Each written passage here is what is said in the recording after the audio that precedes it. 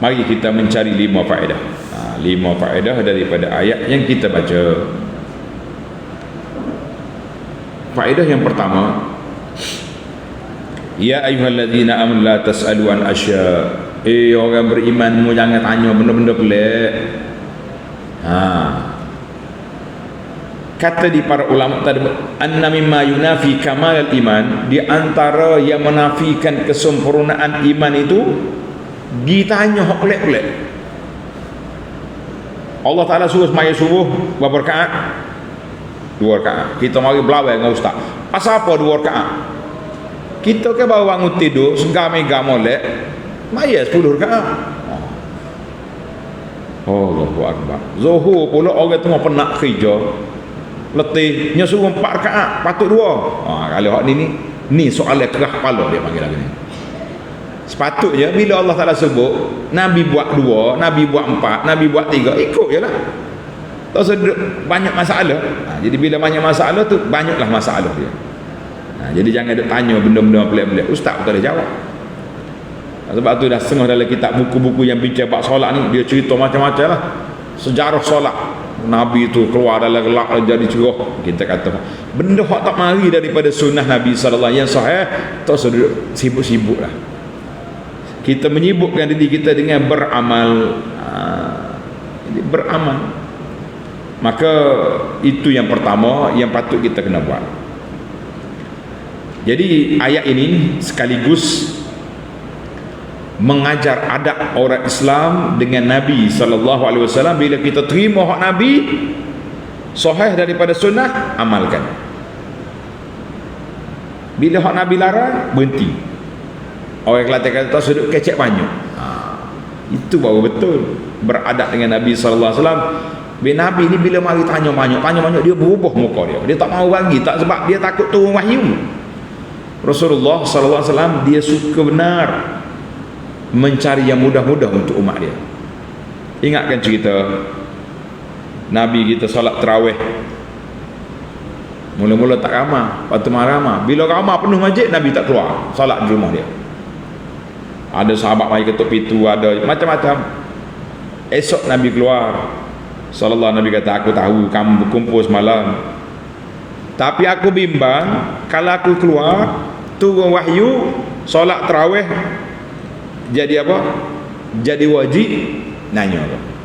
Jadi itulah Nabi kita sallallahu alaihi wasallam, sangat rahmat dia kepada umat. Alhamdulillah. Faedah yang kedua, la tas'alu an asya. Mu jangan tanya benda-benda yang pelik-pelik. Kata di para ulama, Al-Quran ja'al la yuqarrir aqidah pas. Quran ni turun bukan nak ayat akidah saja, bukan nak bagi tahu hukum solat wajib saja, walakin kadzalika liyurabbil ummah. Quran ni mari nak mendidik masyarakat. Dia panggil tarbiyah, yurabbi ummah, nak melahirkan satu masyarakat yang harmoni. Kalau orang bagi arahan ikut, tak faham tanya, tapi jangan bagi tanya pelik-pelik menyusahkan. Itu dia panggil di Al-Quran. Quran selain daripada hukum hakam, Al-Quran juga fokus kepada adab dan peraturan. Kita beradab. Pasal tu anak duk kata tengok setengah orang dia suka tanya pelik-pelik. Pak dia jumpa ustaz dia tanya, tak soalan dia tanya tu remeh-temeh ya, karut-marut gitu ya. Jangan. Jadi sepatutnya kita tanya dia, patut tengok keadaan. Tengok contohnya kita kata ustaz kita duduk zikir, jadi sobarlah, jangan tanya lagi, tunggu dia sudah baru kita tanya. Ni suka tanya bila orang apa ni larang tak layan ke, jadi marah pula. Jadi kita kata kita ni manusia, para jemaah sekalian, jangan duduk menyusah diri, jangan duduk memayuh orang pandai dalam suasana, sebab kita ni perlu kepada adab dan peraturan. Alhamdulillah. Maka di antara adab kitanya dengan Allah Azza wa Jalla, dengan Nabi sallallahu alaihi wasallam, kita akur dengan perintah. Sebab itulah saya usahakan sebuah buku Ni cantik buku ni, nama dia Keindahan Islam. Dalam buku ni kita menjawab beberapa soalan, tentang kenapa solat, kenapa puasa, kenapa zakat, kenapa haji, kenapa kahwin, kenapa boleh bercerai. Itu dia panggil soalan-soalan yang berlegar dalam masyarakat, mencari hikmah di sebalik pensyariatan. Itu tak apa, tapi jangan takalluf ni. Orang panggil pergi cari berdoa nah. Sampai peringkat hak Tuhan tak bagi tahu pun nak suruh bagi tahu juga. Kita kata itu menyusahkan. Itu dia panggil menyusahkan. Ia menyusahkan, jangan disusah. Jangan duk cari benda-benda hak Tuhan suruh mayat. Jadi sibuk apa kita duduk korek lagi. Kenapa Zuhur 3, 4, kenapa ni? Jadi akhir kali tak jumpa cari jawapan, dia pun kecewa, tak ya. Menyusahkan.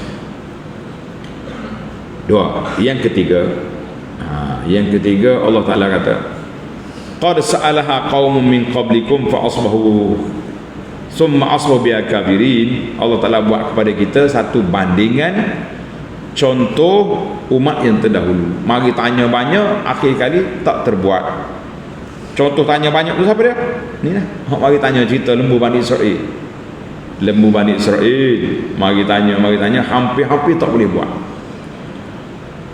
Mari Bani Israel pula mari minta dengan Musa, ya Musa arinallaha jahrah, tunjuk Tuhan aku nak tengok. Allahu Akbar. Tuhan ikut Musa dah.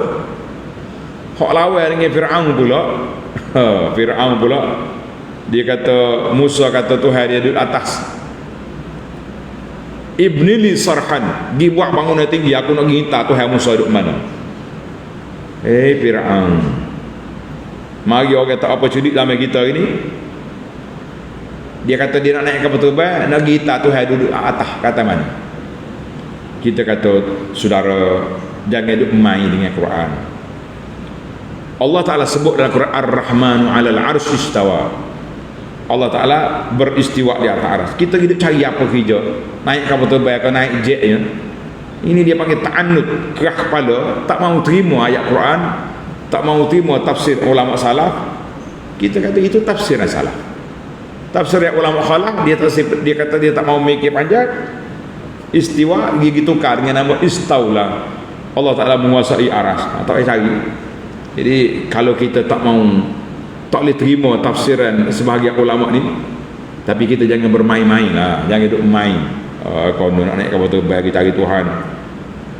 Jadi jangan ikut Fir'aun nak bina tu bangunan nak mencari Tuhan Nabi Musa, kita pun main juga. Ini ayat Quran. Kalau awak tak boleh terima tafsir para ulama salaf, nak terima ulama kalau terima, tapi perli main nganyi lah. Ini ada budak-budak dia nganyi. Dia kata Ar-Rahman as-Sawa, mari kita pergi naik kapal terbang, nak cari arah, nak pergi tengok Tuhan duduk mana. Subhanallah. Ini dia panggil kecelaruan minda. Sebab terlalu kuat keracunan, dia panggil pokok Jahmiyah ni, Jaham bin Safwan punya geng. Jadi kita menyebabkan kita jadi takut nak baca ayat Quran pun takut.